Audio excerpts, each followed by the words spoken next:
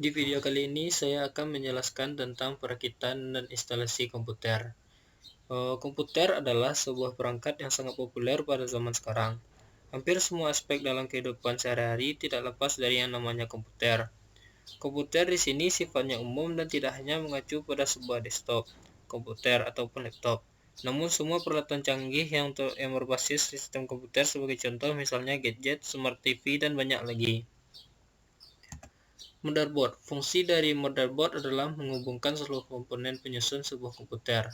Artinya, Mobo di sini mengembang tugas untuk menghubungkan bahasa kode antar perangkat keras agar dapat disinergikan menjadi sebuah aktivitas kerja perangkat komputer. Bagian dan fungsi motherboard. Pertama ada soket prosesor. Soket prosesor adalah tempat di mana prosesor terpasang.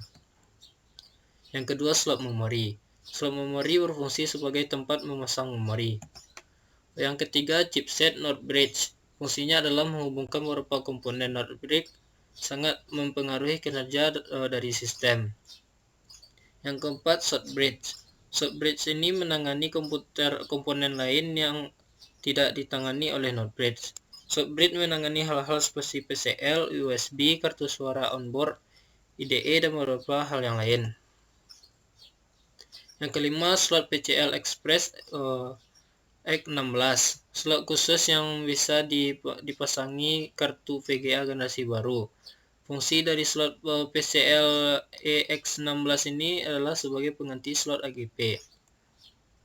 Yang keenam yaitu slot PCL Express X1, merupakan slot untuk memasang peripheral kartu atau card lainnya selain kartu VGA. Yang ketujuh, slot AGP, merupakan slot khusus untuk memasang kartu VGA generasi sebelumnya adanya slot PCL Express. Kedelapan, slot PCL. Slot PCL merupakan slot yang bisa dibilang multifungsi karena sangat banyak peripheral komputer yang menggunakan slot PCL. Yang kesembilan yaitu IC BIOS yang berfungsi untuk memberikan instruksi yang dikenal dengan POS. Yang 10, baterai CMOS. Baterai ini berfungsi untuk memberikan suplai daya ke BIOS untuk menyimpan pengaturan data dan waktu meskipun komputer dalam keadaan mati. Perangkat komputer hardware. Hardware adalah semua komponen komputer yang berfungsi untuk mengolah data pada proses komputerisasi sesuai dengan instruksi yang telah ditentukan sehingga output dari setiap proses komputerisasi mampu terwujud. Fungsi hardware yaitu menerima input, mengolah data, memberikan output, dan menyimpan data. Jenis-jenis hardware. Satu, perangkat masukan atau input yang merupakan perangkat keras yang berfungsi memasukkan data informasi. Contohnya bisa kita lihat di gambar. Yang kedua itu perangkat pemrosesan, yaitu otak dari semua komputer yang berfungsi untuk mengolah informasi yang dimasukkan ke dalam komputer. Selanjutnya itu perangkat keluaran, yaitu berfungsi untuk menghasilkan informasi baru atau data yang berguna dan dapat dimengerti oleh user. Software. Software adalah perangkat lunak komputer yang digunakan untuk menerjemahkan instruksi atau perintah dalam bentuk aplikasi.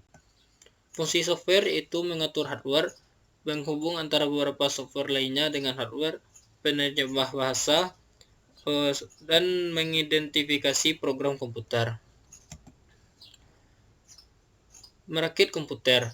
Perakitan komputer yaitu merangkai semua komponen komputer untuk menjadi sebuah PC yang siap digunakan. Komponennya yaitu pertama motherboard, RAM, power supply, prosesor, CPU, dan media optik. Langkah-langkahnya dalam merakit komputer yaitu pertama memasang CPU, lalu kita memasang RAM, memasang power supply, lalu memasang hard disk, memasang media optik, dan memasang motherboard pada case. Selanjutnya yaitu BIOS. BIOS berasal dari kepanjangan Basic Input Output System yang merupakan sebuah perangkat lunak yang ditulis dalam bahasa assembly yang mengatur fungsi dasar dari perangkat hardware. Fungsi BIOS yaitu pertama mengenali semua hardware, yang kedua menguji semua perangkat yang terpasang, yang ketiga mengeksekusi MBR, Yang keempat, mengatur konfigurasi dalam komputer. Yang kelima, membantu sistem operasi. Menu-menu yang terdapat dalam BIOS. Tampilan BIOS setup terdapat beberapa menu, yaitu sebagai berikut. Pertama, main menu. Yang kedua, advanced menu. Yang ketiga, security menu. Yang keempat, power menu. Yang kelima, boot menu. Dan keenam, exit menu. Ya, main menu itu kita dapat mengetahui versi BIOS yang kita gunakan, tipe dan kecepatan prosesor yang digunakan pada komputer, kecepatan memori dan kapasitas memori, dan lain-lain.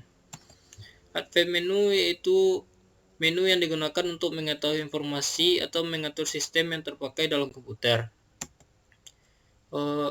Yang ketiga, security menu. Menu ini digunakan untuk mengatur keamanan sistem PC atau laptop kita. Yang keempat, power menu. Menu ini digunakan untuk mengatur kinerja perangkat-perangkat sehingga memungkinkan untuk menghemat energi komputer. Yang kelima, boot menu. Menu ini digunakan untuk mengatur proses pada komputer yang dinyalakan. Yang keenam, exit menu. Exit menu memiliki beberapa macam pilihan, yaitu exit saving change, yaitu digunakan untuk keluar dari sistem dan men-save konfigurasi kita pada CMOS. Exit discarding change, yaitu digunakan untuk keluar dari sistem tetapi tanpa menyimpan setup data pada CMOS. Load setup default, yaitu mengisi atau merubah semua menu yang ada pada setup item. Discard change mengisi atau mengubah nilai atau menu lainnya dari CMOS untuk semua setup item. Save change menyimpan setup data pada CMOS dengan menekan tombol keyboard F10. Sekian dulu video dari saya. Terima kasih telah menonton. Assalamualaikum warahmatullahi wabarakatuh.